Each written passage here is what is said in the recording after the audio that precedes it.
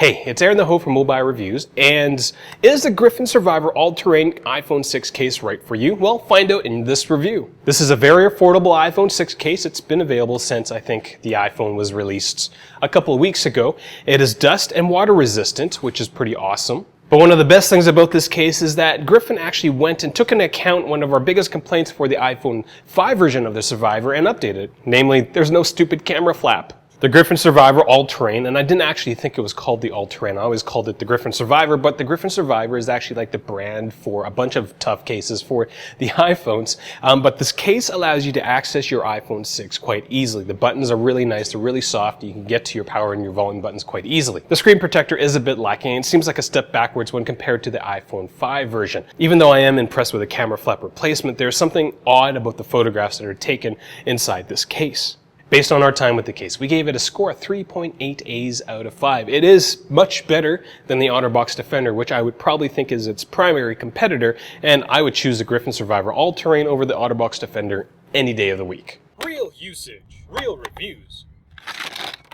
Mobilereviews-eh.ca. And Mobilereviews-eh? Our reviews are actually based on real usage. I know, it's a novel idea, but this isn't going to be an unbox and then a review video. We actually didn't film the unboxing for this case. We just went and used it at a bunch of places, and we tried to film what we did with the Griffin Survivor. For this case, I've taken it on a bunch of workouts with me. We've dropped it from 6.6 feet, which is the drop height that Griffin says we can drop our iPhone 6 in this case from. I've taken and installed my iPhone 6 in this case so many times that I know that the best way to do it for the screen protector is to snap it from the Touch ID portion first. So just a heads up. One of the things that impresses me the most for Griffin is that they listen to feedback from people who are using their Survivor. I asked a question on our Facebook page saying, you know, what do you guys like about the Survivor or not? And one of the very first things that people came up with, especially James Chung, he asked, did they get rid of the stupid camera flap? And they did.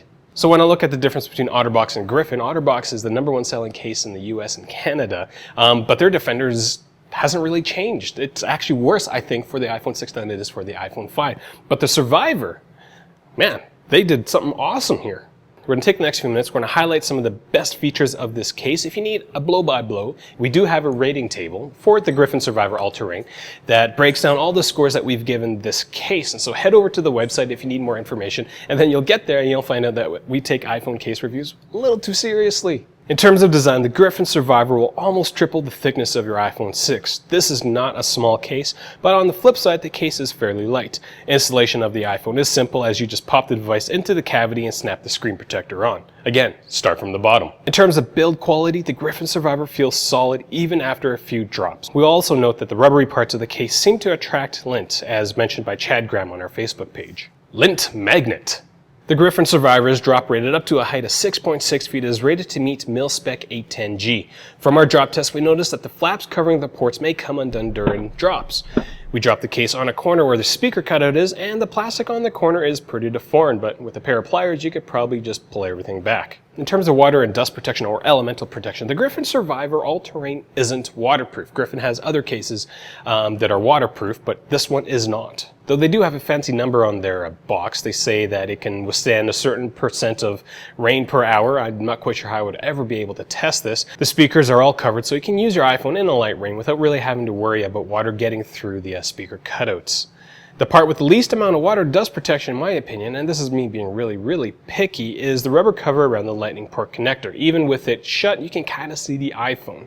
Again, this version of the Survivor All-Terrain isn't as prone to dust and debris because they've gotten rid of one of the flaps. There's one less flap, less debris goes into your case. That's awesome. Now, despite my newfound respect for Griffin as a company, and we're talking about the camera flap, the plastic thing that they use, or the plastic membrane that they use to cover the camera cutout, in my opinion, that diffuses the photographs taken by the iPhone 6. I've got a photo here at the top, one taken with the iPhone 6, similar photo taken without an iPhone. Everything seems a little hazier. Now, this might not be a big deal for you, but since I make videos and I stare at photographs all the time, I see that, and that just kind of drives me batty. In terms of screen viewability, this is where I'm quite disappointed. The screen protector diffuses the Retina HD screen of your iPhone 6, which means it kind of makes it look pixely. So if you're really excited to use that ultra high resolution touchscreen, you might not be able to do so with the Griffin Survivor All-Terrain. I say it's a step backwards because we took a look at the screen protector on the Griffin Survivor for the iPhone 5 and it didn't pixelate it. So I don't know, it just seems like a step backwards. With that being said though, if this is the only case that you're using, you're not going to notice a difference. Over time, you're just going to get used to it. So before we get to a quick comparison between the OtterBox Defender and the Griffin Survivor, if this is the first time you're watching one of our videos, I do encourage you to click subscribe. Again, our reviews are based on real usage, so we spend a lot of time making these videos. We put out content 2 to 3 times a week, if not more sometimes. If you do like what we do on this channel, do consider supporting us on Patreon because, well, cases cost money. I try to get cases for free from the manufacturers, but a lot of times they don't send them, and I know how important it is to be able to compare cases, as we're about to do in a couple of seconds here. I think I've spent about $650 on iPhone 6 cases. The iPhone 6 has been out for about a week and a half. Now, between these two cases, again, I would go with the Griffin Survivor hands down. It is a little bigger. The OtterBox Defender does have a better belt clip, but this offers better protection for your iPhone 6. Also, it's $10 cheaper, so this is $60, this is $50. Why wouldn't you go with a case that is just better all around? The buttons on the OtterBox Defender are really tough to get to. You don't have that problem with the Griffin Survivor. You've got all these holes and cutouts for dust and debris to damage your iPhone 6. You don't have that problem with the Griffin Survivor All-Terrain. The only good thing that the OtterBox Defender has going for it is that the screen protector doesn't diffuse the Retina HD screen in your iPhone 6, but the gap between the screen protector and the touchscreen is much more noticeable on the OtterBox Defender. So I'm Aaron the Ho. Thank you for watching. Find us on Instagram, Facebook, Twitter, and Google+.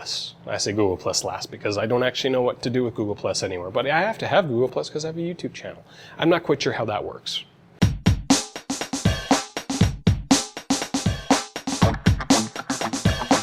Thank you.